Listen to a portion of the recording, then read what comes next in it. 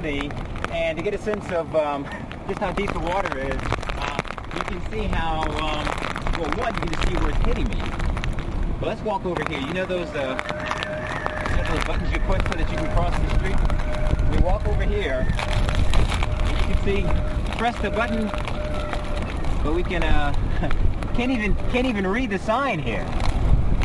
And that gives you a sense of, wow, of just how deep it is out there. This intersection completely covered. It's almost as if the Chesapeake Bay or the James River got some wave action going. You don't see anybody out on foot or in a car, which is a good thing. It's amazing what Irene is doing to downtown Norfolk and some of these areas that are prone to flooding, but we rarely see it like this, where it's over my waist and in some areas up to my chest. So before I swim away, I will send it back to you in the studio.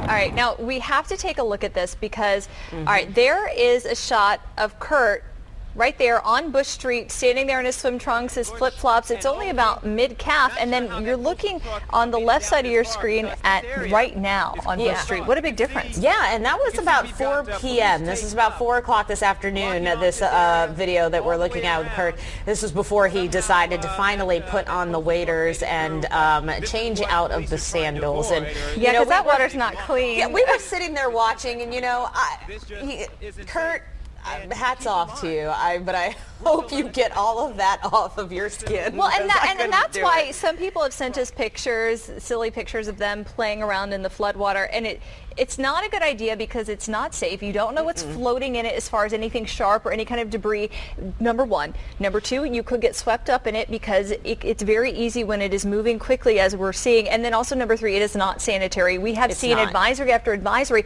that when, for example, I was reading something before the storm, if anything is touched by floodwater, you are supposed to dispose of it because of all the bacteria that starts growing.